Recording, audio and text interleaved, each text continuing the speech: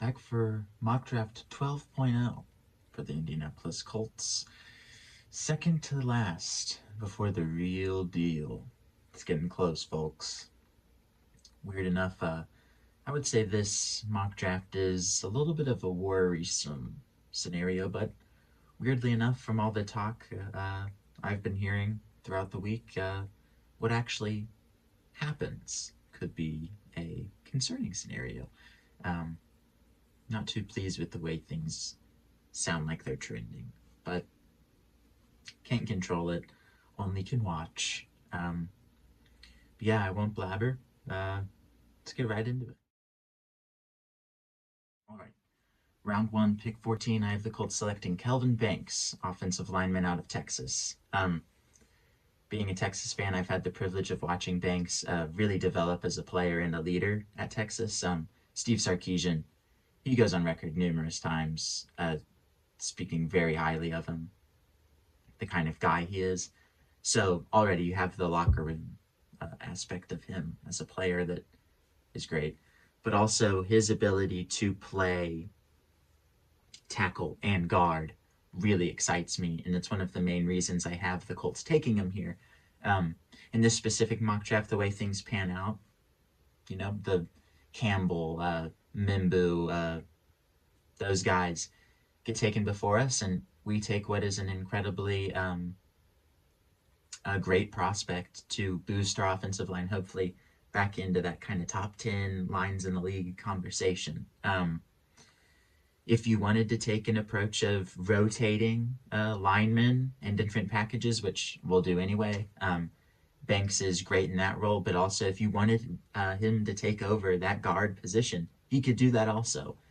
Um, he, while he did kind of have the injury bug throughout little periods of last season, and then I think the year before that briefly, he's one of the more polished players, I would say. His height, his weight, everything really is spot on to me. And if the Colts are going to take an offensive lineman, I certainly wouldn't be mad at tanking Banks. But yeah, round one, pick 14, Kelvin Banks to the Colts. Round two, pick 45, I have the Colts selecting Landon Jackson, edge out of Arkansas. Landon Jackson is 6'6". NFL draft buzz note his high power, high motor, and just overall relentlessness. He is someone who will never give up. He'll do whatever it takes to sack the quarterback. I've had the privilege of watching him, like Banks. He's just an absolute game wrecker, something you'd love to see.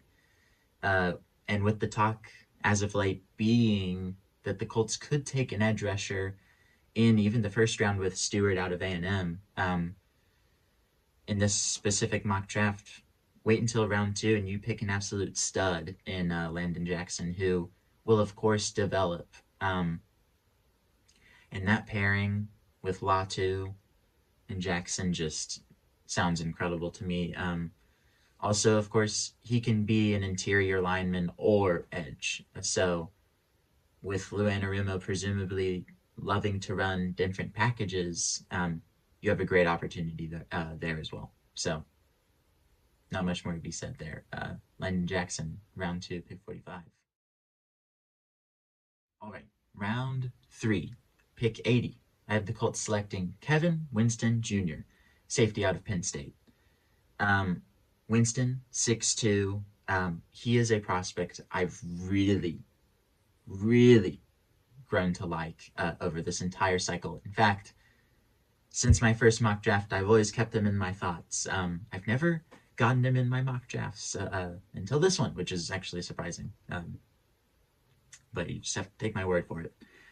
Some notes, once again, from NFL Draft Buzz. Note his great tackle radius and that he's an elite run defender. And once again, Lou Anarumo defense, I cannot list that as like the biggest bullet point of all when I talk about these defensive prospects in the draft. The ability to be a good run defender in Lou's defense is critical.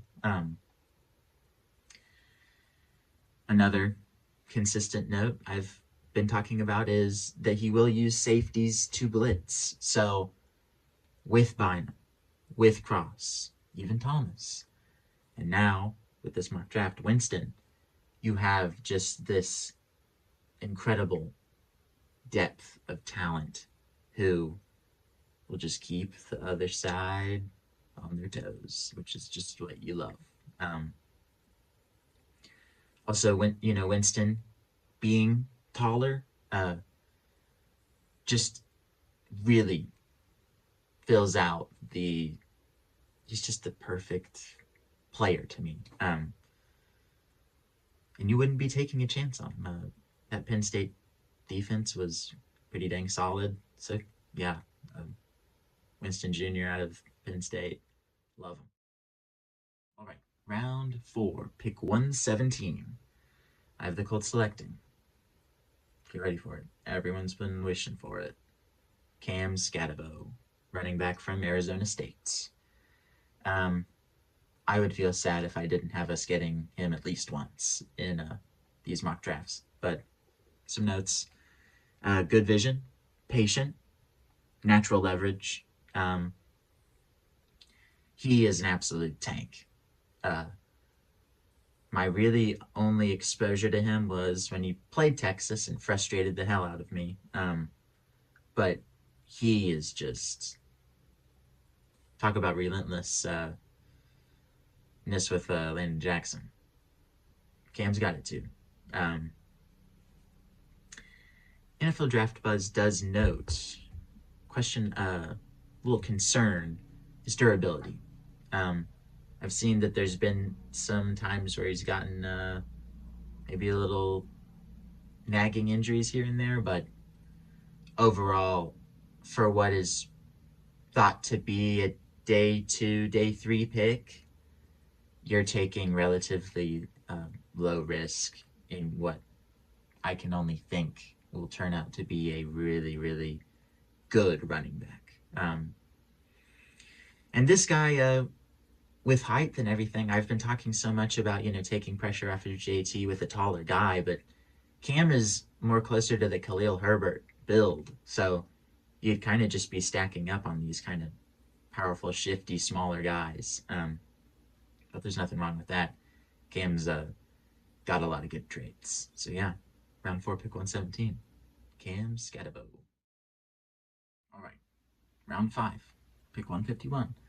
Noted at the top of this video, a little concerning aspect of this mock draft, and it's this. Jake Brenningstool, tight end out of Clemson. Not him, but how late we take a tight end. In this mock, by the time we pick, a lot of those talked about guys are gone. And with the way it's looking, we don't trade for Goddard. We just re-signed Cox. This would be a little bit of a risky scenario for me. I'm still placing a high amount of emphasis on the need for a game-changing tight end. That's Chris Ballard's word. Not just mine.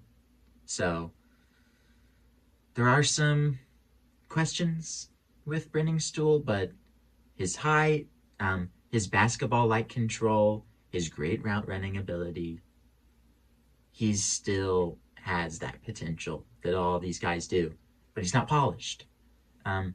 That's why missing out on tight end in those first 3 rounds is a little bit just not a fun thing to think about. But Brenningstool, if this were to happen, you'd be getting at least someone to bring something new to the table. Hopefully with consistency, hopefully with great hands. You never know when they get to the league, but you can only hope. So yeah, round 5, pick 151, Jake Brenningstool out of Clemson. Round 6, pick 189. I have the Colts selecting Jalen McLeod, edge, also linebacker out of Auburn. 6'2", right away, little undersized for an edge. Not even a little, but very notable. But for a linebacker, pretty dang good. something I've been really focusing on in these mock drafts as of late is players who can do the edge, linebacker, and play two positions. Um, with a talent like that, I really think you would see a lot of playing time in an Anarumo defense. And if we don't take even one of these kind of guys, I'd be surprised in the draft. But some notes relating to his talent is his spatial awareness, quick twitch, his ability to redirect, which you love to see in running downfield or upfield, being a secure tackler. You love to see it. Is a little underweight and needs to get more physical, are some of these cons I've seen about him. But in round 6, you're still getting what could be a really, really good sneaky player to really give you some impact plays, which you can only hope for. But yeah, round 6, pick 189, Jalen McLeod. All right, final round. Round 7, pick 252. I have the Colts selecting Isaac Tesla, wide receiver out of Arkansas. Tesla being 6'4", running a 4.43. Already, I would say that's something Ballard would most certainly be attracted to.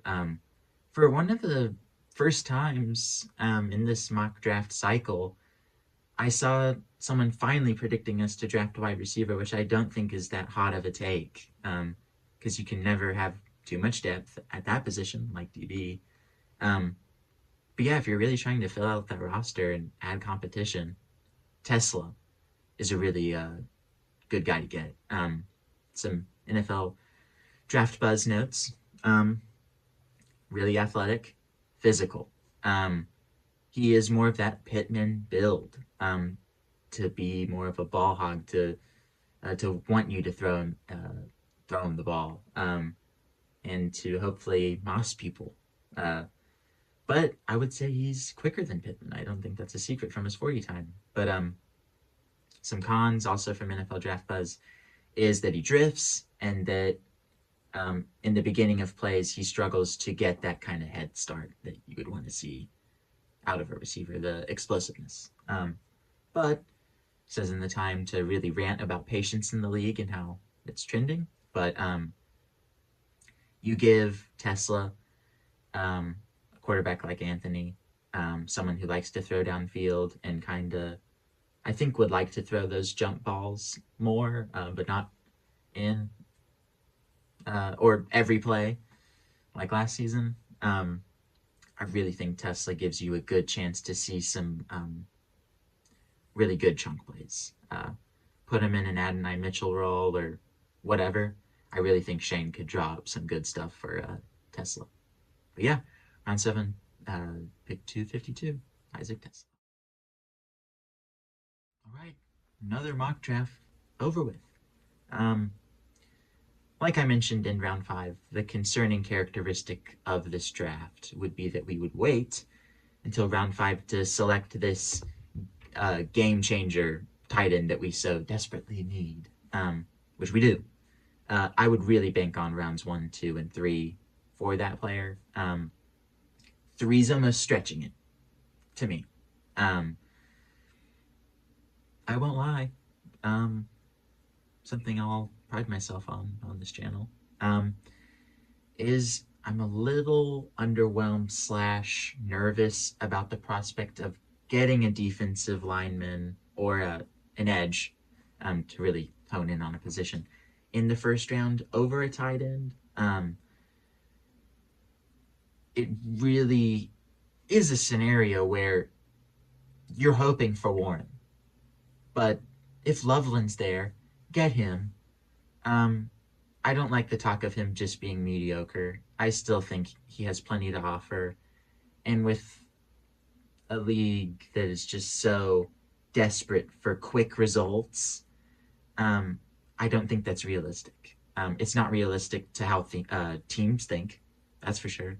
But you get Loveland, Warren. I think those are your impact players. Those are your game changers. But also, I'll admit, as someone who was previously very much against getting an O lineman in the first round, I would say even taking that position, guard, tackle, someone who can play both, like Banks in this mock draft or whatever have you. I think those are more important to nail in that first round than a defensive player, only because the signings we've made and the players we've, made statements about keeping, like Ebukam, and whatever. I'm still not at the point where I would be really mad at any pick, but I would certainly be underwhelmed and be just a little disappointed if it isn't an offensive position, just because of how much focus we've put on defense throughout free agency and such. But yeah, not to yap, but yeah, it's some as we get closer to the day, it's just getting a little frustrating, on my last nerve almost, with just all the storylines that you just see people throw at you. But never know until the day arrives. In fact, watching on the Colts YouTube channel, 20-minute interview with Shane Steichen and Chris Ballard, where it just seems like they were saying the same thing over and over again, which is not a criticism on the channel, but just, you want to be secretive. No one's going to give away any last minute secret before with draft night so close. But yeah, was thinking about doing 2 more mock drafts. One for sure next weekend, but I'm debating on whether or not I'll do one the Monday before draft night on Thursday the 24th, or not, but we'll see. But yeah, hope you enjoyed this one. And yeah, always come back for more. Peace.